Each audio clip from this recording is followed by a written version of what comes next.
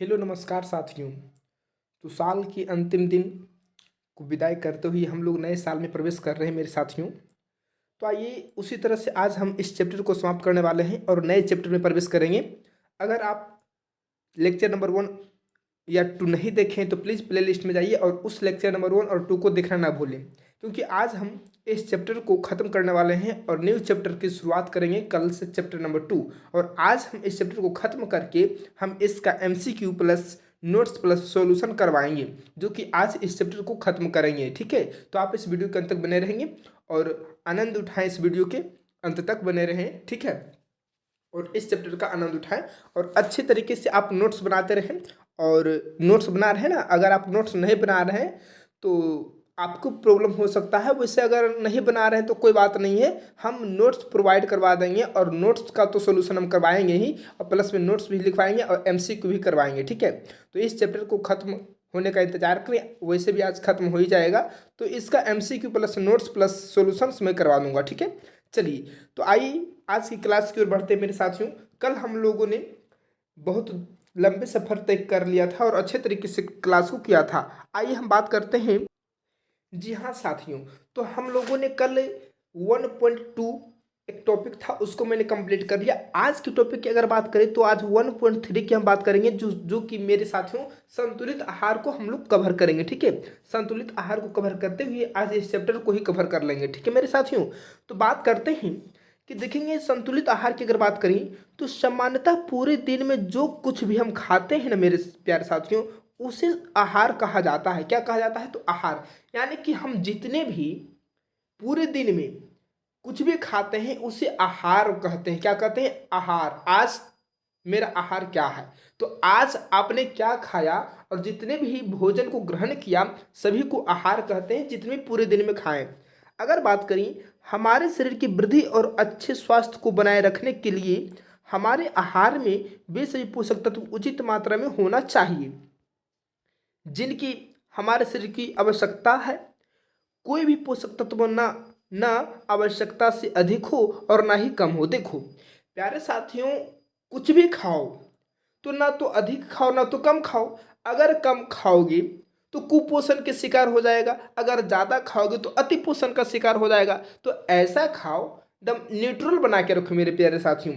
किसी भी चीज़ को उपयोग करने से पहले ये सोचिए कि इसका तो परफेक्ट भी होता है, प्रॉफिट भी होता है और लॉस भी होता है। तो किसी भी चीज़ का उपयोग करने से हमें लाभ भी होती है और हानि भी होती है, तो साइड इफेक्ट तो रहता है साथियों, तो साइड इफेक्ट पड़ता ही। ठीक है, तो हम बात करें किसी भी चीज़ का उपयोग करें, ना तो अति करें ना तो अंत करें। चलिए बात करते हैं, हमारे आहार में पर्याप्त मात्रा में रुक्षांश तथा जल भी होना चाहिए। हमने रुक्षांश के बारे में बात कर लिए हैं, जल के बारे में बात कर लिए। हमारे पोषक पदार्थ में जितने भी पोषक हैं हमने सभी पे बात की। हमारे पोषक पदार्थ के नाम बताएं जरा, आप लोग कमेंट में करके बताएंगे। ठीक है, क्योंकि हम लोगों ने पोषक पदार्थ की बातें कर चुके हैं, इसलिए आप लोग कमेंट में करके बताएंगे कि हमारे भोज्य पदार्थ में पोषक पदार्थ क्या क्या हैं। तो हमने बात किया था कार्बोहाइड्रेट, प्रोटीन, वसा, विटामिन, खनिज लवण, रुक्षांश तथा जल। हम लोगों ने देखा कि रुक्षांश और जल को भी बारे में जाना। ठीक है, तो इस प्रकार के आहार को संतुलित आहार कहा जाता है। देखिए संतुलित आहार उसे कहते हैं मेरे प्यारे साथियों। यहाँ से हम पूछेंगे आपको क्वेश्चन कि संतुलित आहार क्या है। तो संतुलित आहार हम उसे कहते हैं जो पूरे दिन में जितने भी हम भोजन करते हैं उसे आहार कहते हैं।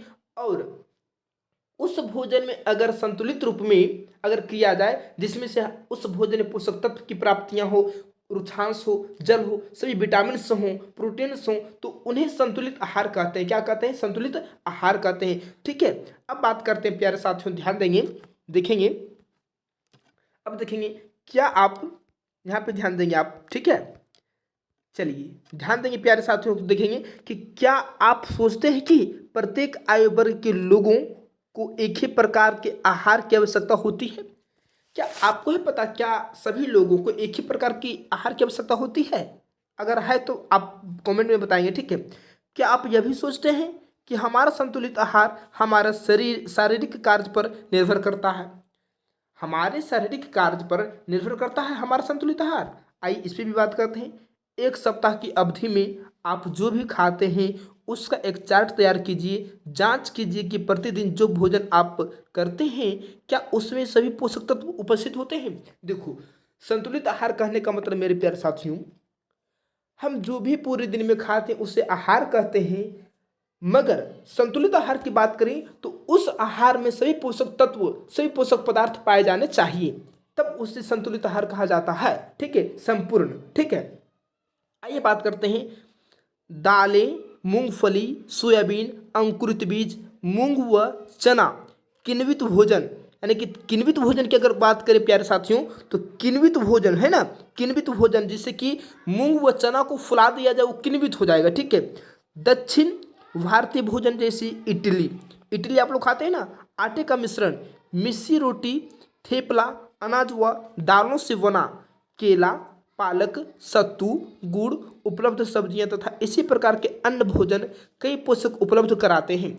अगर आप इतने प्रकार के भोजन कर रहे हैं तो प्यारे साथियों, इसी से आपके अंदर या आपके भोज पदार्थ में कई पोषक है ना, कई पोषक उपलब्ध करा देते हैं, कई पोषक उपलब्ध करा देते हैं। बात करें तो प्यारे साथियों, ठीक है, इसलिए कोई व्यक्ति अल्प व्यय में भी संतुलित आहार खा सकता है। कोई भी व्यक्ति मेरे प्यारे साथियों अल्प व्यय में भी संतुलित आहार खा सकता है, ऐसा ना कि पूरा ही खा लेगा। ठीक है, आइए बात करते हैं। अब देखेंगे प्यारे साथियों कि उचित प्रकार का भोजन करना ही पर्याप्त नहीं है, इसे उचित तरीके से पकाना भी चाहिए ताकि इसके पोषक तत्व नष्ट न हो जाए। देखिएगा इस बॉक्स में क्या लिखा गया है, इसे थोड़ा आप लोग गौर कीजिएगा प्यारे साथियों। देखेंगे कि इस बॉक्स में क्या लिखा गया, देखेंगे कि पहले यह जानने के लिए उत्सुक है कि क्या जंतुओं के भोजन में भी ये सभी अवयव होते हैं और क्या उन्हें भी संतुलित भोजन की आवश्यकता होती है। आप इसका उत्तर देंगे। चलिए बात करते हैं। तो हमने अभी देखा कि हाँ, चलिए पकाना भी चाहिए। देखिए, ऐसा पोषक पदार्थ जो कि हमें उचित प्रकार का भोजन करना ही पर्याप्त नहीं है, इसे उचित तरीके से पकाना भी चाहिए ताकि इसके पोषक तत्व नष्ट न हो। क्या आप जानते हैं कि पकाते समय कुछ पोषक नष्ट हो जाते हैं। प्यारे साथियों, अगर हम बात करें तो कुछ पोषक तत्व यानी कि कुछ पोषक नष्ट हो जाते हैं खाना बनाते समय। तो ध्यान रहे किस किस चीज़ का नष्ट होता है और कैसे नष्ट होता है। देखेंगे कि छिलका उतार कर यदि सब्जियों और फलों को धोया जाता है तो यह संभव है कि उनके कुछ विटामिन नष्ट हो जाते हैं। प्यारे साथियों, यहाँ से एक नोट लिखेगा कि छिलका उतार कर यदि सब्जियों और फलों को धोया जाता है तो यह संभव है कि उसके कुछ विटामिन क्या हो जाते हैं प्यारे साथियों, तो नष्ट हो जाते हैं। इसलिए छिलका को उतार कर बिना खाओ। ठीक है, अब बात करते हैं। सब्जियों और फलों के त्वचा में कई महत्वपूर्ण विटामिन तथा खनिज लवण होते हैं। चावल और दालों को बार बार धोने से उनमें उपस्थित विटामिन और कुछ खनिज लवण अलग हो जाते हैं। इसलिए प्यारे साथियों, ज़्यादा चावल को और ज़्यादा दाल को न धोएं, एक दो बार धो लें वही काफ़ी है। अगर बार बार धोएंगे तो ये जो चावल में जो विटामिन पाए जाते हैं ये नष्ट हो जाएंगे, तो आपको संपूर्ण तरीके से पोषक की प्राप्ति नहीं हो पाएंगे। हालांकि भारत सरकार फोर्टिफाइड खाद्य की व्यवस्था कर रही है, जिसमें से आपको उस चावल जो आपको क्या बोलते हैं, जहाँ पे हम लोग खाद्य लाने के लिए जाते हैं, भोजन के लिए जाते हैं लाने के लिए, जिसे बोलते हैं प्यारे साथियों, जहाँ पे हम लोग गल्ला उठाते हैं ना, तो जहाँ से हम गल्ला उठाते हैं वहाँ पर क्या होगा कि उस जगह पर आपको जो चावल मिलता है, गेहूँ मिलता है, तो आपको फोर्टिफाइड चावल दिया जाएगा और उस फोर्टिफाइड चावल को आपको यह कह के दिया जाएगा कि आप इस चावल को न धोएं और सिर्फ इसे पानी में डालें और इसे उबाल कर खा लें, ताकि उसमें बहुत प्रकार के विटामिन, खनिज लवण तत्व मिलाए जाएंगे, ताकि ये आपके लिए ही बेनिफिट्स होगा। ऐसी प्रक्रिया चलने वाली है। अब बात करते हैं प्यारे साथियों, तो ध्यान देंगे। ठीक है, देखिए, तो हम लोगों ने देखा कि खनिज लवण अलग अलग हो सकते हैं। देखिए, हम बताते हैं आपको मेरे प्यारे साथियों। देखिए कि हम सभी जानते हैं कि पकाने से भोजन का स्वाद बढ़ता है। देखो, बिना पके हुए भोजन को हम लोग कर भी नहीं सकते और अच्छा बताओ यार, कच्चा पदार्थ को अगर खाएंगे तो पेट में जाएगा तो कैसी होगी, गुड़मुड़ी हो जाएगी, और अच्छा तो लगेगा नहीं, एकदम पाचन भी अच्छा नहीं हो पाएगा। तो हम सभी जानते हैं कि पकाने से भोजन का स्वाद क्या होता है मेरे प्यारे साथियों। तो पकाने से भोजन का स्वाद क्या होता है, बढ़ता है, तथा इसे पचाने में आसानी होती है। बिना पके हुए भोजन को अगर आप ग्रहण करते हैं प्यारे साथियों, तो अनपच की तरह हो जाएगी, सही से पकेगा, सही से पचेगा नहीं। और पका हुआ भोजन क्या होता है, स्वाद को भी बढ़ाता है। जरा नमक तेल मसाला डालें, एकदम चना मुना एकदम डालें और उसको एकदम अच्छे तरीके से पका लिए। उसके बाद अगर बात करें तो बिना पके हुए भोजन को हम सही तरीके से नहीं पचा पाते हैं, और पके हुए भोजन स्वादिष्ट भी लगता है और अच्छे तरीके से पाचन भी हो जाता है, क्योंकि एक तो पहले से भी पका हुआ है और अंदर में भी जाके क्या हो जाएगा, वो मशीन के द्वारा प्यूरिफाई हो जाएगा और पच जाएगा। अब बात करते हैं इसके साथ साथ पकाने में कुछ पोषक तत्वों की हानि भी हो सकती है। यदि भोजन पकाने में अत्यधिक जल का उपयोग किया जाता है और बाद में उसे फेंक दिया जाता है, तो कई लाभदायक प्रोटीन तथा खनिज लवणों की हानि हो जाती है। ठीक है, तो याद रखिए, ध्यान रखना है, पकाने में तो स्वाद आता है, तो स्वाद के लिए हम लोग ऐसे कर पाते हैं, ऐसा कर बैठते हैं कि अनेक प्रकार के पोषक तत्व खनिज लवण विटामिन को खो बैठते हैं, जो कि हमारे शरीर में आवश्यकता था वो नली में घूर रहा है ना। विटामिन की आवश्यकता हमारे शरीर की थी, वो बेचारा नली में घूर रही है। प्रोटीन की आवश्यकता हमारे शरीर में आनी थी, वो नली में घूर रहा है। तो क्यों, ये आपके कारण हुआ ना। अब बात करते हैं कि पकाने में विटामिन सी आसानी से गर्मी से नष्ट हो जाता है। अगर बात करें, नोट लिखिएगा प्यार साथ, बहुत अच्छा नोट है, मैं से हाईलाइट करता हूँ कि गर्मी से, यानी कि खाना बनाने में अगर बात किया जाए तो पकाने में विटामिन सी आसानी से नष्ट हो जाती है, आसानी से नष्ट हो जाती है।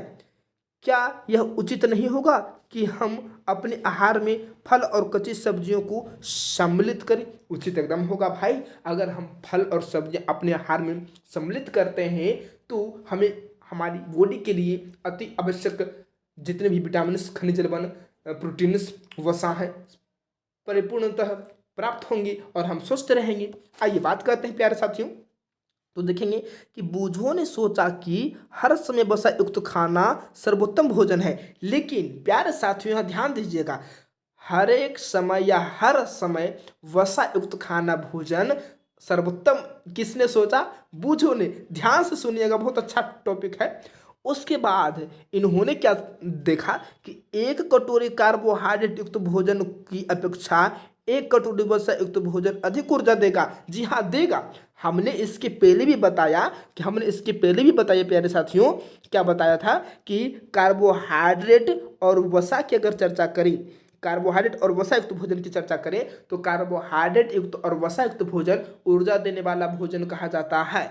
अगर बात करें तो सर्वाधिक मात्रा में कार्बोहाइड्रेट चावल में पाया जाता है। अगर बात करें प्यारे साथियों वसा की अगर चर्चा करें तो देखेंगे क्या देखेंगे कि कार्बोहाइड्रेट की तुलना में वसा सर्वाधिक ऊर्जा प्रदान करती है। अगर हम बात करें ऊर्जा के क्षेत्र में किसकी प्राथमिकता दिया जाए तो वसा को दिया जाना चाहिए, लेकिन कार्बोहाइड्रेट और वसा अत्यधिक या तुरंत या तत्काल में ऊर्जा देने का काम करता है, लेकिन कार्बोहाइड्रेट से ज़्यादा ऊर्जा वसा देती है। ठीक है, तो देखो बूझो क्या सोचा था, सुनो यहाँ से भाई, यहाँ से सुनेगा। ठीक है, कि बूझो ने सोचा कि हर समय वसा एक तो खाना ही सर्वोत्तम भोजन है। एकदम सही बात सोचा।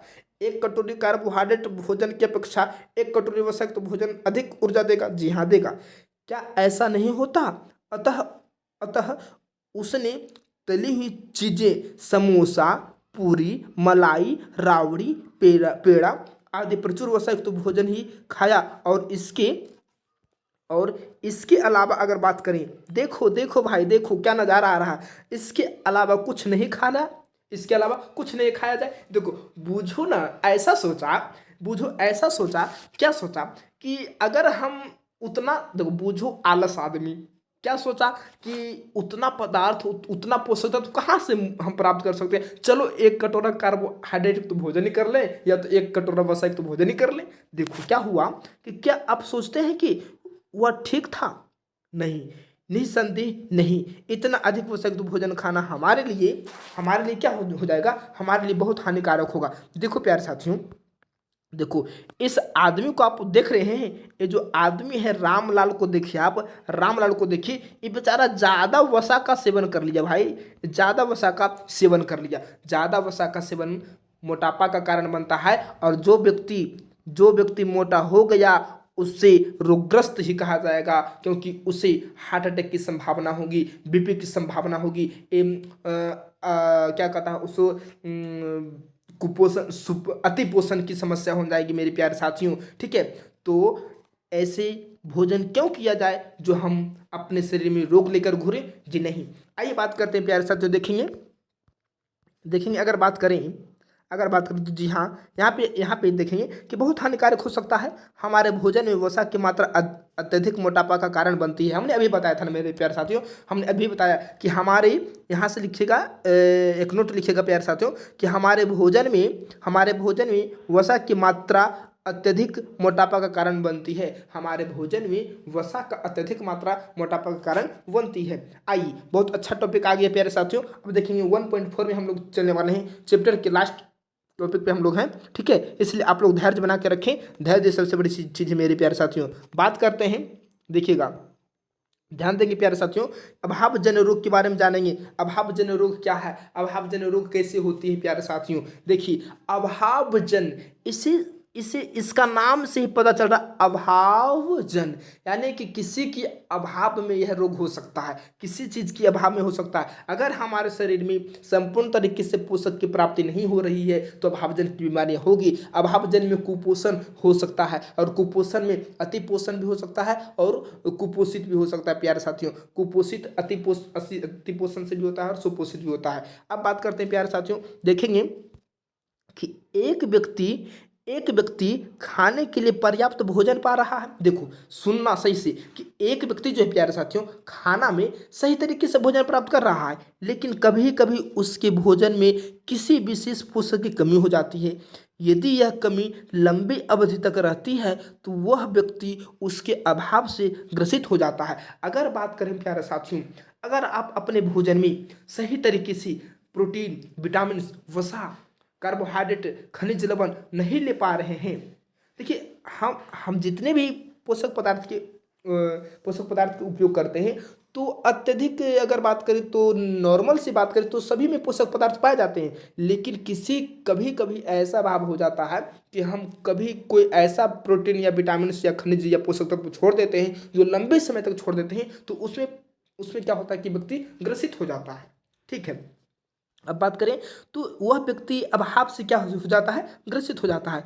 एक या अधिक पोषक तत्वों का अभाव हमारे शरीर में रोग अथवा विकृतियां उत्पन्न कर सकती है। अगर हम सही तरीके से भोजन न करें, पोषक पदार्थों की व्यवस्था न रखें, और अपने भोजन की सामग्रियों में पोषक की प्राप्तियां न रखें, और पोषक की उपलब्धियां न रखें प्यारे साथियों, तो ऐसा होता है कि अगर लंबे समय तक एक या दो अधिक पोषक तत्व हमारे शरीर में नहीं प्राप्तियां हो रही है, या हम उसे उपयोग नहीं कर रहे हैं, तो हमें लंबे समय के लिए ग्रसित हो जाएंगे, बीमार पड़ सकते हैं। इसलिए सही तरीके से भोजन करें, सही तरीके से रहें प्यारे साथियों। बात करते हैं वह रोग जो लंबी अवधि तक पोषकों के अभाव के कारण होते हैं, उन्हें अभावजन्य रोग कहते हैं प्यारे साथियों। अगर पोषक की कमी के कारण रोग हुआ तो उसे अभावजन्य रोग कहा जाता है। एक तो जान लीजिएगा, ठीक है, अभावजन्य रोग आपको समझ में आ गया होगा, मुझे यकीन है। ठीक है, क्योंकि हम लोग ऐसा ही करते हैं कि क्योंकि लोग समझी, और जब तक आप लोग समझेंगे नहीं तब तक हम आगे बढ़ेंगे नहीं। तो समझाने का मेरा काम है, आपका समझने का। अगर आप सुनने की कोशिश कर रहे हैं तो प्यारे साथियों, आपसे वादा है कि आप समझ ही जाओगे। चलिए ध्यान देते हैं। फिर अगर बात करें प्यारे साथियों तो देखेंगे कि यदि कोई व्यक्ति अपने भोजन में पर्याप्त प्रोटीन नहीं ले रहा है तो उसे कुछ रोग हो सकते हैं। देखो, अभी हमने बताया ना कि आपके भोजन में पोषक पदार्थ की मात्रा होनी चाहिए। अगर आप पर्याप्त रूप में प्रोटीन नहीं ले रहे हैं प्यारे साथियों, तो कुछ रोग हो सकते हैं, जैसे वृद्धि, लिखिएगा, नोट लिखिएगा प्यारे साथियों, लिखिएगा कि यदि कोई व्यक्ति अपने भोजन में, यानी कि लिखिएगा कि प्रोटीन की कमी से होने वाला रोग की अगर बात करें कि प्रोटीन की कमी या तो प्रोटीन नहीं हो रहा है, तो लिख लीजिए प्रोटीन की कमी, प्रोटीन की कमी, प्रोटीन की कमी, प्रोटीन की कमी से होने वाला रोग लिख लीजिएगा, लिखिएगा। वृद्धि का अवरुद्ध होना, आप बढ़े, आप तो पहले नंबर बढ़ोगे नहीं प्यारे साथियों, वृद्धि वृद्धि नहीं आप में होगी, वृद्धि का अवरुद्ध हो जाएगा, रुक जाएगा। चेहरे पे सूजन आ जाना, बालों के रंग का उड़ना, त्वचा की बीमारियां और पेचिश आदि, ये सभी क्या होंगे? तो प्रोटीन की कमी के कारण। अगर आपके अंदर प्रोटीन की मात्रा नहीं है, अगर आपके पोषक पदार्थ में प्रोटीन की कमी है, अगर आप प्रोटीन नहीं ले रहे हैं प्यारे साथियों, तो कुछ रोग हो सकते हैं, जिसमें से वृद्धि का रुकना, जिसमें से हाईलाइट में कर देता हूँ, वृद्धि का रुकना, ठीक है, अवरुद्ध होना, चेहरे पे सूजन, बालों के रंग उड़ना, त्वचा का बीमारी और पेचिश हो जाना, ये सभी प्रोटीन नहीं लेने के कारण है प्यारे साथियों। अगर नहीं लेंगे तो यही बीमारी हो जाएगी, ठीक है। फिर अगर बात करें प्यारे साथियों, तो देखेंगे यदि प्रोटीन तथा कार्बोहाइड्रेट दोनों ही किसी व्यक्ति के आहार से एक लंबे समय तक अनुपस्थित रहे तो क्या होगा? अगर अगर किसी व्यक्ति के अंदर प्रोटीन और कार्बोहाइड्रेट दोनों ही किसी व्यक्ति के आहार से एक लंबे समय तक अनुपस्थित रहे तो उसकी वृद्धि पूरी तरह से अवरुद्ध हो जाएगी प्यारे साथियों। अगर आप प्रोटीन या कार्बोहाइड्रेट युक्त भोजन नहीं ले पा रहे हैं तो आप तो आपका वृद्धि संपूर्ण तरीके से रुक जाएगा। अगर बात करें तो शरीर वर्धक भोजन किसे कहा जाता है? हमने कल आपको बताया था कि शरीर वर्धक भोजन किसे कहा जाता है, तो प्रोटीन को कहा जाता है प्यारे साथियों, याद रखिएगा, ठीक है। शरीर वर्धक भोजन किसे कहा जाता है? तो प्रोटीन को कहा जाता है। आंखों का विटामिन किससे कहा जाता है? तो विटामिन को कहा जाता है, ठीक है। अब बात करते हैं, ध्यान देंगे प्यारे साथियों, तो ध्यान देंगे, हाँ हमने बात किया अभी कि अगर प्रोटीन और कार्बोहाइड्रेट की उपलब्धियाँ या प्राप्तियां लंबे समय तक नहीं कर रहे हैं, किसी व्यक्ति के अंदर नहीं हो रहा है, तो उनकी शारीरिक वृद्धि संपूर्ण तरीके से रुक ही जाएगी, ठीक है। फिर बात करें, ऐसा व्यक्ति बहुत दुबला पतला हो जाएगा, वह इतना दुबला हो जाएगा कि चलने में असमर्थ होगा। विभिन्न विटामिनों और खनिज लवणों के अभाव से विभिन्न रोग अथवा विकृतियां हो सकती है। इनमें इनमें से कुछ सारणी 1.3 में दर्शाया गया है, जो कि हम आपको दिखाएं, ठीक है। आइए बात करते हैं प्यारे साथियों, तो देखेंगे, ध्यान देंगे प्यारे साथियों, ध्यान देंगे। चलिए बात करें, अगर हम बात करते हैं तो सभी अभावजन रोगों की रोकथाम संतुलित आहार लेने से की जा सकती है। अगर आप चाहते हैं तो जितने भी रोग हैं तो सभी अभावजन बीमारी आप संतुलित आहार से कर सकते हैं, ठीक है। अब बात करते हैं, तो इस अध्याय में हमने स्वयं से यह जानने की कोशिश की विभिन्न क्षेत्रों के भोजन में इतनी अधिक विविधता होते हुए भी आहार में पोषक तत्वों की वितरण समान है। यह वितरण हमारे भोजन में आवश्यक पोषक तत्वों की उपस्थिति सुनिश्चित करता है, ठीक है। आइए बात करते हैं प्यारे साथियों, तो देखेंगे, चलिए बात करते हैं, तो आज की क्लास यहीं तक है, समाप्ति करता हूं प्यारे साथियों, क्योंकि आज का चैप्टर मेरा खत्म हो गया है। अब हम नेक्स्ट चैप्टर की ओर बढ़ेंगे, जो कि चैप्टर नंबर 2 पढ़ जाएंगे, ठीक है। लेकिन इस चैप्टर नंबर 2 को पढ़ाने से पहले प्यारे साथियों, हम इस चैप्टर का MCQ solution plus notes provide करवाऊंगा, और इसी चैनल पे ही कल की क्लास की अगर बात करें तो इस पे सॉल्यूशन की जाएंगे, MCQs किए जाएंगे, और इसका जो नोट्स है मैं उसको भी आपके सामने प्रोवाइड करवाऊंगा और उससे भी सॉल्यूशन मैं करूंगा, ठीक है। तो आप लोग इस वीडियो के अंत तक अगर बने हैं तो वीडियो को देखने के लिए धन्यवाद प्यारे साथियों, और इस चैनल से बने रहें। अगर आप इस चैनल पर न्यू हैं तो प्लीज़ सब्सक्राइब करना ना भूलें और बेल आइकन भी प्रेस करना ना भूलें, ताकि आपको हर समय नोटिफिकेशन चले जाए। आइए बात करते हैं नेक्स्ट टॉपिक पे, तो चलिए, जय हिंद, जय भारत।